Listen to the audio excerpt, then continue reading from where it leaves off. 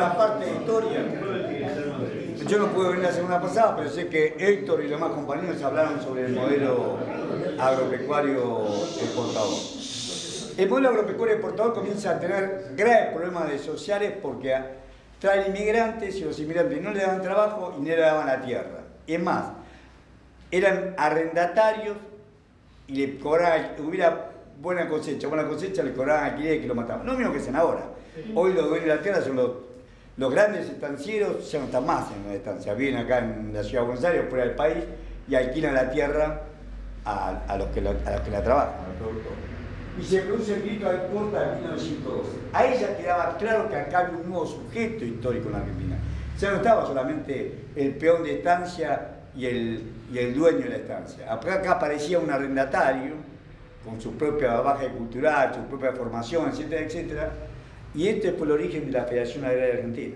O sea, ese grito de los pequeños chacareros, los pequeños arrendatarios contra la oligarquía nuestra, contra sociedad rural.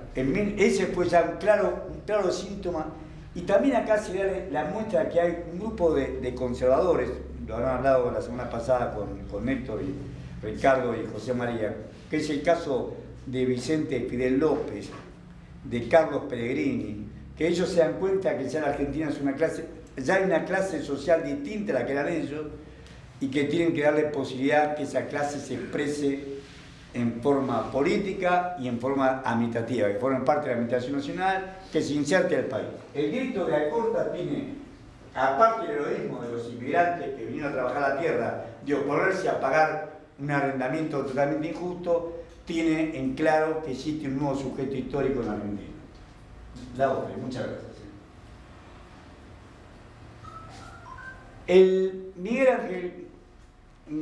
Miguel Juárez Selman era concuñado de Roca, estaba casado con una hermana menor de la mujer de Roca, o sea que eran parientes, y de alguna forma Roca lo puso como para después volver él. Recuerden que la pelea en ese momento era entre Roca y Mitre. Roca, el Partido Autonomista Nacional, y Mitre. Bueno, esa pelea muy fuerte entre esos dos caudillos, alguna vez nosotros hemos tenido, salvando la distancia, Perón Balbín, por ejemplo, hemos tenido algunas, donde finalmente terminaron de ponerse de acuerdo. Acá también, Mitre y Roca terminan poniéndose de acuerdo, pero no eran lo mismo, tenían ambiciones distintas y se socavaban permanentemente uno al otro. Juárez Selman no tenía mucha idea de gobierno, tipo de la Rúa haber sido. No tenía mucha idea de lo que era gobierno, pero lo estaba ahí. Y se le produce una crisis, ¿por qué? Porque recuerden que nosotros nos habíamos endeudado con los ingleses, volvemos al tema de la deuda, que no podíamos pagar. La deuda de la Bren Brothers que no se le pagó, la deuda que había contratado de la Riestra para financiar la guerra contra el Paraguay, la deuda por la obra pública, porque es cierto, se habían hecho obras públicas, se había hecho el puerto, se habían hecho rutas, se habían hecho obras sanitarias, se habían hecho muchas cosas, pero tenía que pagarlas. Y nosotros no teníamos las exportaciones para pagar, no teníamos el superávit comercial. Lo mismo que ahora. Hoy es un brutal superávit que tenemos, pero no alcanza para pagar la brutalidad de intereses que hay que pagar. Entonces, como no tenés ese superávit comercial, no tenés los dólares para pagar, en este caso la libra esterlina, el gobierno tenía que volver a renegociar los vencimientos de la deuda. Se produce una crisis de la deuda porque no pueden pagar, una situación muy similar ahora, y también hacen lo mismo que hace este gobierno.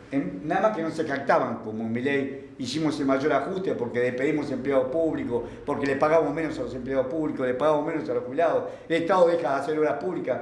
No se captaban de eso, pero todo buscaba un ajuste fiscal para que el Estado no tuviera un mayor ingreso que gastos, y con ese mayor ingreso poderle comprarle las divisas a los exportadores y con eso pagar la deuda. Y eso no estaba pasando.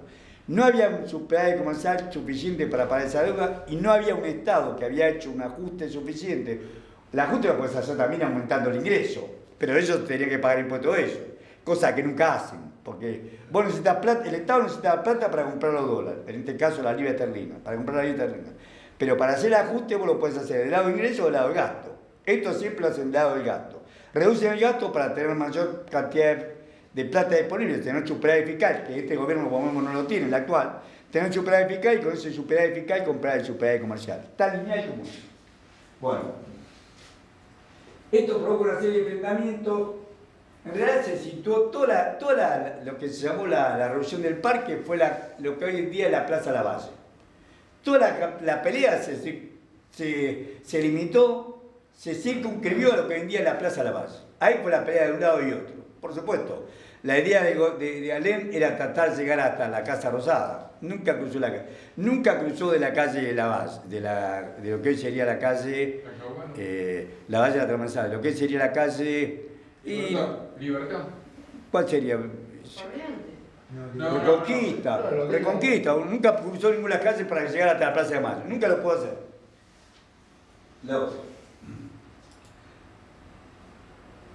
La revolución fue derrotada, pero alguien dijo, la revolución fue derrotada, pero como le que pasa a Caputo ahora.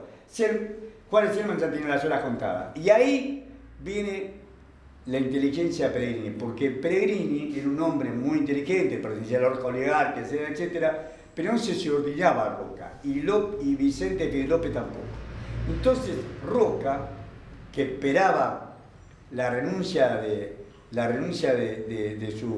su concuñado para ponerlo a Pellegrini, que le iba a hacer funcionar a él, no fue así. O sea, Roca parecía como ganador. Mitre y ahí se unió con el radicalismo, o sea, Alem se une con Mitre, mejor dicho, se une al radicalismo, que hizo la revolución del Parque fue Alem, fue la gente de Alem.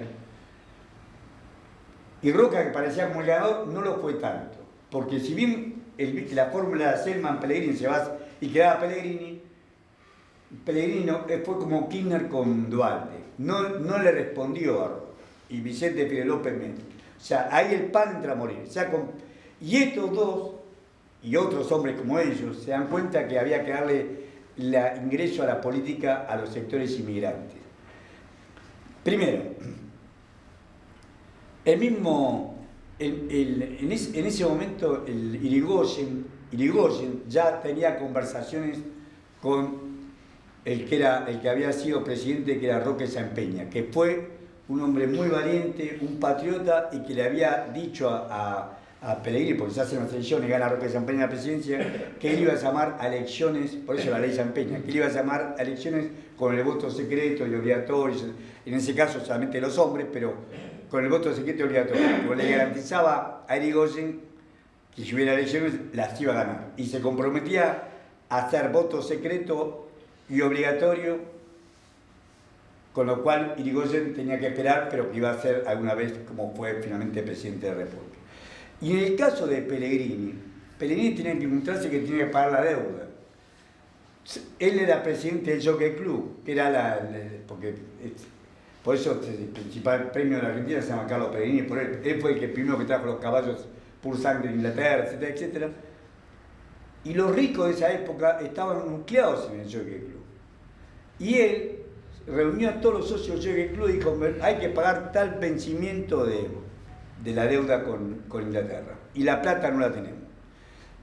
El Estado no tiene un solo peso, después se va a crear el Banco Nacional Argentina, en ese momento todavía no tenemos un solo peso, el Estado no tiene un solo peso, las arcas de Hacienda están vacías y tenemos tal compromiso que para pagar. Le pido que hagamos una colecta entre todos, yo le prometo que hagamos un bono, una especie de un bono, que yo le devolver en 4 o 5 años, apenas el Estado recupere su equilibrio fiscal, su seguridad fiscal, le vamos a devolver ese bono. Y la oligarquía de ese momento, al revés que aceptó la oligarquía que fuga capitales, puso la plata. Entonces, sí. No, el préstamo que tomó Pellegrini, ¿fue en pesos o en libras esterlinas? Bueno, lo que pasa es que la conversión era muy fuerte. La conversión en pesos no era como ahora que nunca sabe cuál es el valor del dólar, no había esa corrida. La conversión de pesos y libras esterlinas él juntó, los ricos juntaban pesos, pero esos pesos los ingleses sabían que valían por las libras esterlinas, porque después iban a utilizar esos pesos acá. O sea, que vos le pagaras en pesos, o libras, no te digo que sea indistinto, pero se podía acordar. Había mucha estabilidad. En Claro. aquel momento era estable. Esto es una cosa recurrente, pero la estabilidad era muy fuerte, el peso era muy fuerte, y el peso tenía mucha paridad con la libra esterlina, hasta la crisis del 30, hasta ahí tenía mucha paridad. Pese a la crisis del 90. ¿Había emisión de moneda en ese ¿Qué? momento? ¿Había emisión de moneda? ¿Había emisión de moneda? No creo, ¿no? Porque no existía la ¿Había emisión de moneda? No. No existía el Banco Central. Otra cosa, la emisión de moneda era como la convertida, estaba atado a las exportaciones. Claro. El Banco Central crea dinero en la Argentina por 3 motivos. Crea primero por las exportaciones, pero después crea para financiar el déficit fiscal. Y después crea para financiar las LELIC. O sea, las 3 causas por las que crearon dinero en los últimos años era... Es más, en esa conferencia del 28 de junio de este año que hicieron Bausili y Caputo, Bausili dice que el 40% de la emisión era para pagar la LELIC. El 40%, o sea, era más... En este momento vos tenías 3 fuentes de financiamiento de emisión de dinero. Déficit fiscal, que lo financiaban con emisión. Entran dólares, y vos a cambio de dólares, el asiento que hace el Banco Central entra oro y divisas a billetes y monedas. Entran dólares y vos creás billetes. Esa es la segunda emisión. Y la tercera era para financiar las LELIC. Acá no existían esas dos, ni existía la LELIC y tampoco no se financiaba el déficit fiscal así. Era pura y exclusivamente prueba de dólares. Por eso la conversión que era muy fuerte. Los dólares, la libra esterlina, entraba la libra esterlina y ellos le daban billetes. Y el comerciante inglés aceptaba esos billetes porque los cambiaba acá. No es que se los llevaba para afuera. Después sí, si tenía que llevarse plata para afuera, convertía esos billetes en libra esterlina y se llevaba libra esterlina. Pero aceptaba el pago en pesos.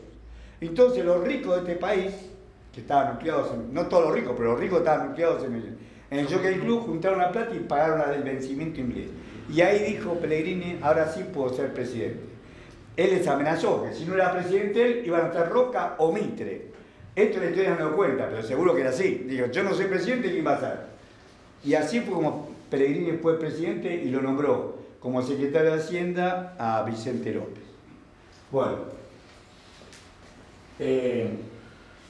la otra te digo.